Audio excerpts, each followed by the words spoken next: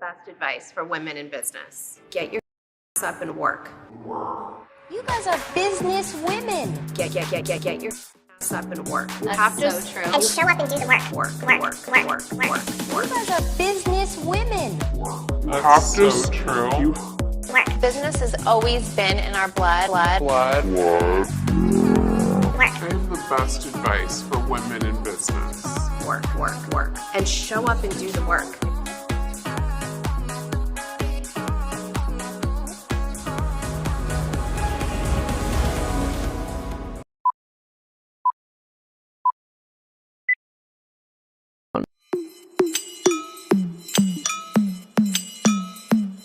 Before Kylie Jenner's famous makeup line and Kim Kardashian's eventual makeup line, there was Kardashian Beauty, which was the Kardashians' very first makeup line and was sold at Ulta. I remember seeing reviews of this makeup line saying it was absolutely terrible, and the line ended up discontinuing. The line was launched in 2012 and was called Chroma Beauty, but was eventually renamed to Kardashian Beauty after multiple lawsuits of copyright infringement. But the brand fizzled out after terrible reviews and poor quality, and inevitably a lack of sales. Years and years later, Kim Kardashian started a makeup line after her sister's brand, Kylie Cosmetics, seemingly became a massive hit. Kim Kardashian named the line KKW Beauty, but there wasn't really the same massive response to KKW Beauty, and it never really found its hero product. Then in August of 2021, Kim announced that KKW Beauty's website will be shutting down with a rebrand coming soon. And KKW Beauty's inventory before this was being sold off at heavily discounted prices. It seems that the beauty industry has taken a huge dip from the boom it saw in 2016, and a lot of brands are now closing or rebranding. I think Kim assumed that KKW Beauty would become a massive success because of her sister's brand and her following, but this just doesn't seem to be the case, especially considering KKW Beauty's initial launch of the contour sticks received very poor reviews for the minimal product and the breakage of the product and the poor quality of the brushes. While Kim's makeup line doesn't seem to be doing the greatest, her company Skims, a shapewear and loungewear line, has actually become a massive success, with many loving the fabric and quality of the brand. So it's the exact same as my black slip dress that I brag so much about,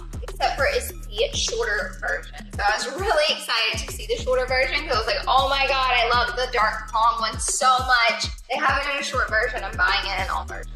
It's so freaking good. This dress looks really cute. I'm not gonna lie. It looks like the length of it is perfect, and I love that I chose this color because it looks like a very nude skin color moment, and I feel like it's gonna be one of those things that you put on your body and it feels kind of like barely there. So my hopes for this one are high. Wow, okay, I love this. The material of it feels really, really cozy and comfortable. I like how fitted the arm is. I love this little section for some reason. Skims, like I pictured this. I picture luxury at home. Comfort, like what? In fact, the company is so successful that the New York Times put the company's valuation at $1.6 billion last April. But I think a lot of people forget how the brand started. In 2019, Kim Kardashian West changed the name of her then newly launched shapewear brand from Kimono to Skims when the former sparked criticism of cultural appropriation. It's funny how quickly we all forgot about the initial name of the brand being Kimono, and I personally think that this initial name wasn't intended to be the lifelong name of the brand and is really just an example of outrage marketing, something the Kardashians are truly a case study for. In fact, the Kardashians have managed to walk the line of making people angry enough so that they talk about them, but not so angry so that the Kardashians can still turn things around and maintain general support. At the end of the day, we've all been played by them for free outrage tweets and publicity, whether you love or hate them, and whether we like it or not.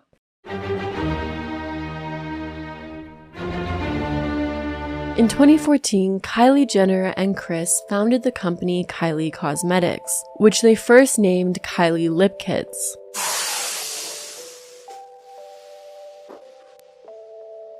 Quiet on the set! Shut up! Just kidding.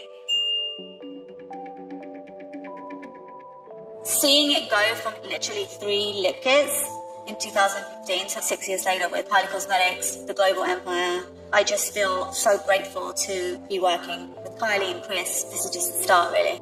Kylie is so smart, so creative, so full of ideas.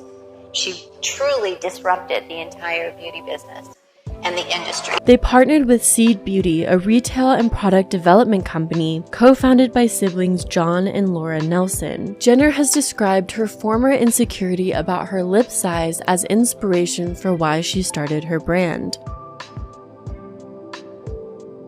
When I was younger, I had an insecurity with my lips. I would go to makeup stores at the mall and just find like lip liner that matched my lip color and just would overline my lips. I became obsessed with makeup in general. I did my makeup so fast, I'm just not feeling myself. Your lips look amazing. Really? I have temporary lip fillers. It's just an insecurity of mine and it's what I wanted to do. We all struggle with something. And when we struggle with things, they kind of spiral out of control from time to time. The company's first product, Kylie Lip Kits, a liquid lipstick and lip liner, debuted on November 30th, 2015. And in February 2016, the company was renamed Kylie Cosmetics with plans to expand outside of just lip kits. And it was reported that by the end of 2016, the company's total revenue was over $300 million. There were some initial controversies, like some lip kits that exhibited poor quality, broken wands, dried out bottles, things of that nature. But most of the controversies surrounding the brand wouldn't happen till a few years later. Kylie Cosmetics also launched a brush set, which was very expensive and criticized for the poor quality brushes they had. Prominent beauty influencer Jackie Aina uploaded an official review of the Kylie Cosmetics products to her YouTube channel, titled Kylie Concealers versus ColourPop, where Jackie compared ColourPop products to Kylie's more expensive line. Both ColourPop and Kylie Cosmetics are manufactured by the same parent company, Seed Beauty, meaning that the concealers were likely at least somewhat similar in composition. However, there's a huge price difference, with Kylie Jenner selling her concealers for $20 at the time and ColourPop selling their concealers for $6. Jackie Aina also criticized Kylie for allegedly only gifting her concealers to lighter skin-toned beauty influencers, failing to promote the darker tones. Then sometime later in May of 2019, Kylie launched Kylie Skin, a vegan skincare line within the sort of Kylie Cosmetics umbrella. But a lot of skincare experts criticize a lot of the ingredients and products within the line, more particularly the walnut scrub, which has been shown to kind of damage skin and not be the best thing for your skin in the long run. Alright, let's talk about walnut scrub.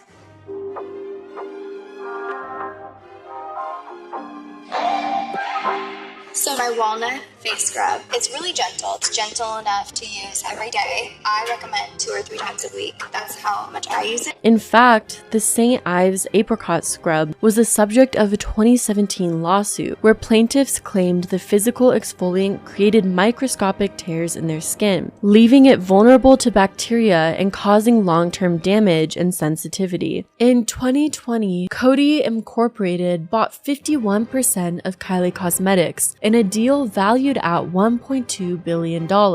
Earlier the previous year, Forbes declared Kylie Jenner a billionaire due to the financial documents that her and her mom showed the magazine. She convinced Forbes reporters that her company was doing more than $300 million in annual revenue, when in reality, it only did $125 million that year, which is of course still a lot of money, but Kylie and her mom drastically exaggerated these sales just so she could be named the youngest billionaire. The truth about Kylie's financial status only came out when the acquisition with Coty Inc. happened. To quote Forbes, in the deal between Coty and Kylie Cosmetics, a less flattering truth emerged. Filings released by publicly traded Coty over the past 6 months lay bare one of the family's best kept secrets. Kylie's business is significantly smaller and less profitable notable, then the family has spent years leading the cosmetic industry and media outlets including Forbes to believe.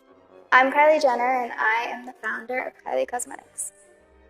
I had an insecurity with my lips when I was younger, so I turned to makeup to help me feel more confident. Starting a company on my own and it being so big from the beginning, there's not a lot of room for mistakes. And now in 2021 and 2022, after a decline in cosmetics companies, how is Kylie Cosmetics faring? Well, Kylie, alongside Kim and KKW Beauty, also announced a rebrand of Kylie Cosmetics.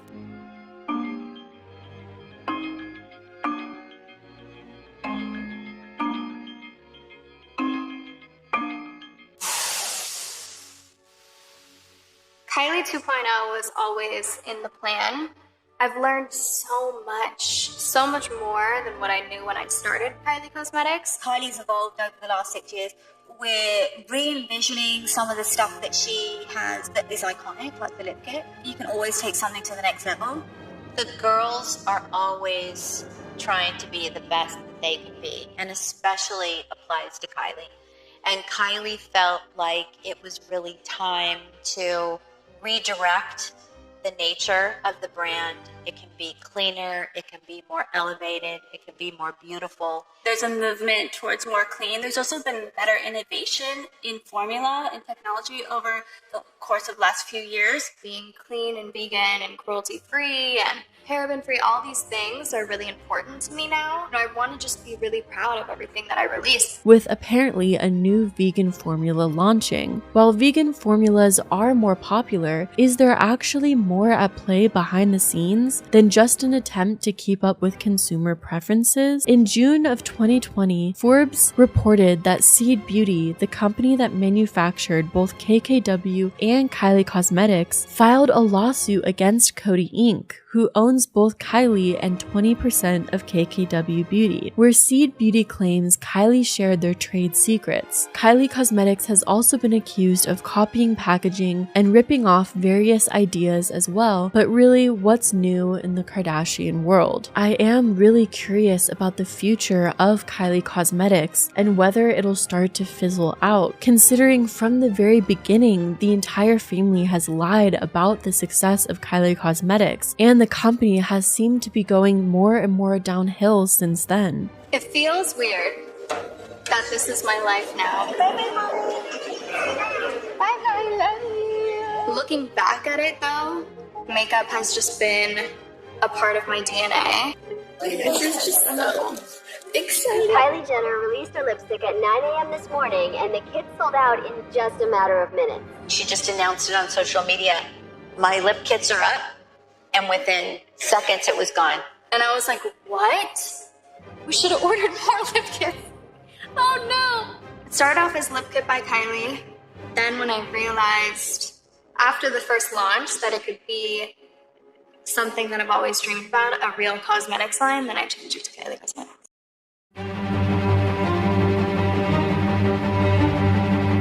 On February 16th, 2021, Kendall Jenner announced the launch of her tequila company, 818. While some applauded her ability to secretly launch an award-winning tequila company, others called out Kendall's appropriation of Mexican culture. Kendall Jenner shared a campaign shot from an agave farm in Mexico, which raised many red flags online. On Instagram, Jenner posted the controversial shots from the ad campaign, saying, "What an incredible experience I've had thus far, learning about this beautiful place, its beautiful culture, and the beautiful people." In the imagery, Kendall can be seen riding a horse through rows of agave plants. In another photo, the model was sipping her tequila on the back of a pickup truck. There were several photos of agave farmers and another of agave cooking in an oven. Kendall's attire in the photos also garnered controversy. Viewers online pointed out her choice to wear an outfit and hairstyle traditionally associated with Mexican culture. Many called out the look as cultural appropriation or as an attempt at migrant chic. Given that Kendall is American, many applied that the campaign and tequila brand itself are capitalizing on stereotypes typically associated with farmers in Mexico. Tequila is a significant part of Mexico and its culture. Kendall later defended her brand, claiming that the company was making efforts to support the community. But Kendall has never confronted the cultural appropriation accusations and chose to turn off her comment section on Instagram for a brief time during the peak of the controversy. It seems that Kendall's businesses seem to always be shrouded in blindness of her privilege. It seems that Kendall Jenner, out of all the Kardashian Jenner sisters, is the one that always tries to spin a positive message out of her business endeavors. But instead, her messaging always comes across as tone deaf. I personally think this is because Kendall Jenner can't actually relate or understand many of the issues and activism she tries to take a role in. Kendall Jenner, alongside Kylie Jenner, were both really young when the Kardashians rose to fame, and throughout almost their entire lives, all they've known was fame and fortune.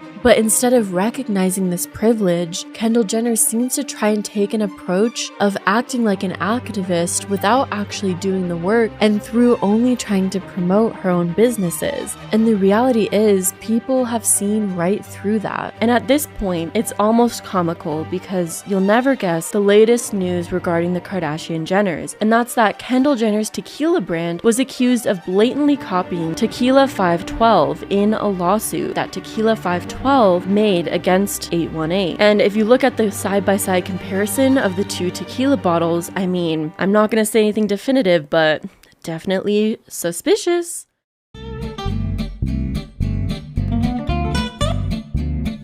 Kylie Jenner debuted her new swimwear brand, Kylie Swim, in an Instagram post on August 17th, 2021. She later announced on September 13th that Kylie Swim would release its first collection for sale on September 17th. WWD reported on May 21st, despite the optimism behind the brand, Kylie Swim received tons and tons of negative reviews from consumers who accused Kylie of selling poor quality swimsuits. Many people filming and uploading videos of the swimsuits showing bad stitching and completely see-through fabric, which is kind of a bad idea for bathing suits. So let's put this spaghetti noodle on. I just can't unsee like a banana hammock in this. I don't know why.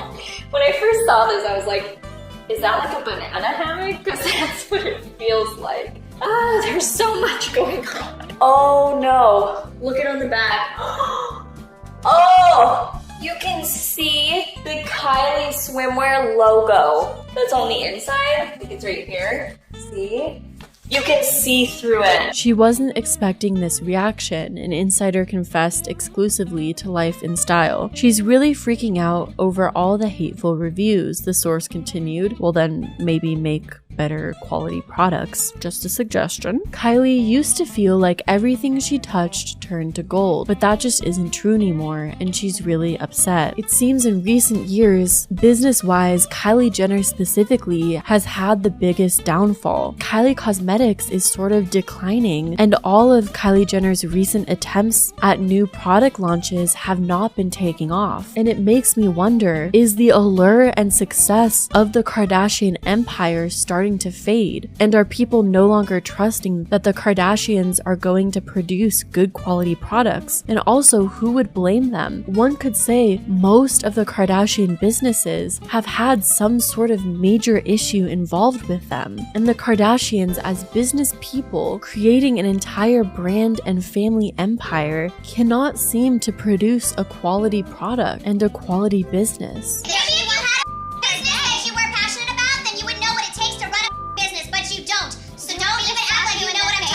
And that brings us to 2021 and 2022, and unfortunately one of the saddest events that the Kardashians and the Kardashian Jenner family have been involved in.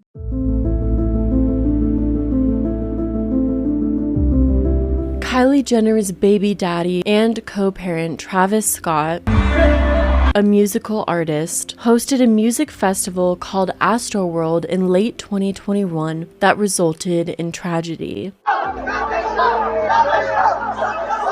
November 5th of 2021, chaos erupted in the crowd at what should have been a normal concert, as an estimated 50,000 people gathered at Travis Scott's Astroworld Music Festival.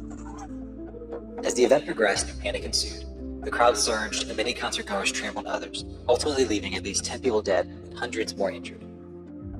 The tragedy left many questioning how the concert continued for so long, turning it into one of the most deadly concerts in US history. Yeah, within the last hour, Cheryl, local officials were able to give us a few more details about their preliminary investigation. However, you're right, we still have a lot more questions. First, I want to tell you about the ages of some of the victims. One was 14, one was 16, two were 21, two were 23, one was 27, and the age of the last person remains unknown at this time. In total, there were 8 people who died. 13 people are still hospitalized. 5 of them are minors. We're told a 10-year-old is still in the hospital tonight in critical condition. Due to a crowd surge, hundreds of people were injured and 10 people lost their lives at the concert, which should just never be a thing from attending a concert. Since then, Scott has been named in a ton of lawsuits, mounting to $3 billion. But him and the Kardashians, namely Kylie Jenner, who attended the event, have remained silent. But overall, I want to extend my heart out to the victims and the families involved in the tragedy. It's so heartbreaking and I'm sure so disheartening to see the lack of reaction from those involved and close with those involved in the concert. The Kardashians have made a name for themselves off of fame, glory, and glamour, but the world behind it is one riddled with dark, failed businesses, lawsuits, scams, and shady tactics to try and profit off of the fans who look up to them. The Kardashian image is tactically created and planned, but behind it all is the graveyard of failed businesses and mishaps. So what does this make the Kardashian empire if it's built on shaky foundations? Is this a story about business redemption and the idea that even if you fail numerous times, you can still have at least one business venture that becomes a massive success? Or is it a story about manipulation, greed, and stealing money from fans through these fake, shady, uncertain business ventures that often result in failure? The Kardashians are intricately tied into the business endeavors that they've been participating in from the very start, and yet much of these business endeavors equate to nothing. It seems that the Kardashian businesses are as much of an illusion as the image that they put out itself, photoshopped and fake to appear glamorous, but really it's all just an illusion. And that's the end of this video on the dark truth of the Kardashian businesses. Thank you so much for making it all the way to the end if you're currently watching. I really appreciate it considering the massive amount of time that I pour into these videos. I hope you guys are all doing well and I'll see you in the next video. Bye.